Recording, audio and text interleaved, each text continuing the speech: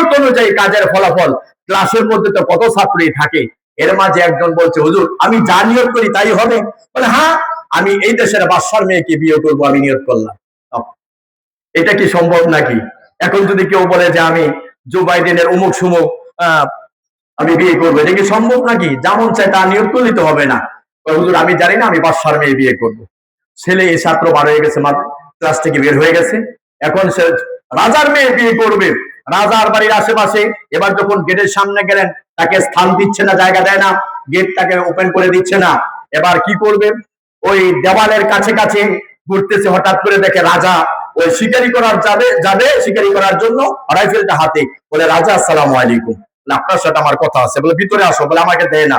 পরে আমি গার্ডকে বলে দিচ্ছি। গার্ড গেট খুলে দিচ্ছে, ভিতরে গিয়েছে। কি বাবা বলো? মনে করছে মাদ্রাসার ছাত্র, পুরো টাকা পয়সা বা কিছুর জন্য এসেছে। ডেকে বলে বাবা সব আমার মনের ইচ্ছা, হুজুর আমার হাদিস পড়াইছি ইন্নামাল আমালু বিন্নিয়াত, নিয়ত অনুযায়ী কাজের ফলাফল।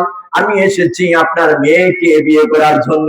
সরাসরি প্রস্তাব দেওয়ার পরে বাদশার মাথা তো আপনার আমার মতো নোংরা মাথা নয়, খুব চিন্তাশীল, এর জ্ঞান প্রজ্ঞা অনেক বেশি ছিল। তাই দেখে বলে ঠিক আছে বাবা, খুশি হয়ে এলাম, আমার মেয়ের সম্মতি আমি নিয়ে নেই। মেয়ের কাছে গিয়ে বলে মা এমন একটা পাগলা এসেছে, কি বলবা বলে দাও। আমার বাবার একটা আংটি মেঘনা নদী মনে করেন নদীর মধ্যে হারিয়ে গিয়েছে, ওই আংটিটা যদি এনে দিতে পারে আমি এই ছাত্র তোমার কাছে বিবাহ বসবো। মেয়ের কাছে পাঠাই দিলেন, মেয়ে কথা বলে দিলেন। ছেলেটা রসিনিয়া বালতিনিয়া, সংক্ষেপে আমি বলছি ঘটনা বিশাল লম্বা। বালতিনিয়া রসিনিয়া চলে গেলেন নদীতে। নদীর পানি সেচ শুরু করে দিয়েছে, বালতির পানি এভাবে উঠায় আর নামায় ফেলে, এক পাশ থেকে অপর পাশে এভাবে পানি ফেলে দিচ্ছে। বারবার ফেলে দিতে দিতে কোথায় আংটি, কিয়ামত পর্যন্ত এরকম করলো আংটি আসবে না, কথা ঠিক কিনা? পানির সেচ শুরু করে দিয়েছে। অক্লান্ত পরিশ্রান্ত হয়ে রৌদ্রের প্রখর তাপে ওই ছেলেটা মাদ্রাসার ছাত্র ঘুমিয়ে পড়লেন। ঘুম থেকে উঠলেন, আল্লাহর কাছে মুনাজাত করে রব্বুল আলামিন, আয় আল্লাহ তুমি যদি আংটি বের করে না দাও, গোটা পৃথিবীর মানুষকে জানাই দিব তোমার রাসূলের হাদিস মিথ্যা।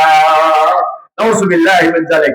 ছাত্রছাত্রী আল্লাহ রাব্বুল আলামিন বলেন এটা সাধারণ কোন ছাত্র নয়, এই ছাত্রটা আমার বন্ধু, আমার ওলি। ছাত্রটা সাধারণ কোন ছাত্র নয়।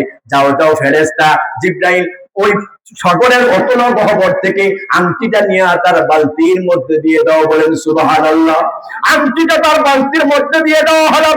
যখন আংটি পেয়ে চিৎকার মেরে খুশি হয়ে গেল, আত্মহারা, আংটি নিয়ে রাজার দরবারে চলে গেলেন। বলে বাসে এই যে আংটি, বলে হ্যাঁ সত্যি তো এটা আমার বাবার আংটি। হারে মেয়ের কাছে গিয়ে বলে মা আমি এমন একজন ভালো আল্লাহর ওলি পেয়েছি, আমি অবশ্যই তার কাছে তোমাকে বিয়ে দেওয়া হবে। সব টাকাগুলি অনেকগুলি টাকা দিয়ে বাজার করে আসো। মাদ্রাসার ছাত্র চোখের পানি ছেড়ে ছেড়ে কেঁদে কেঁদে বলে বাদশা শোনো, আমি তোমার মেয়েকে বিয়ে করার জন্য আসি নাই, আমি বিশ্ব নবীর বুখারীর হাদিস সত্য কিনা প্রমাণ করার জন্য এসেছি। বলেন সুবহানাল্লাহ। তাই আমরা ইন্নামাল আমালু বিন্নিয়াত ওয়া ইন্নামা লিইমরিন মা নাওয়া, ফামান কানাত হিজরাতুহু ইলাল্লাহি ওয়া রাসূলিহি ফাহিজরাতু ইলাল্লাহি ওয়া রাসূলিহি ওয়া মান কানাত হিজরাতু ইলা দুনিয়া ইউসিবুহা আও ইমরাতিন ইয়াতাযাওয়াজুহা ফাহিজরাতু ইলা মা হাজারা ইলাইহি। সম্মানিত উপস্থিতি, তাই আসুন আমরা যারা কুরবানি করব, আমরা তো সবাই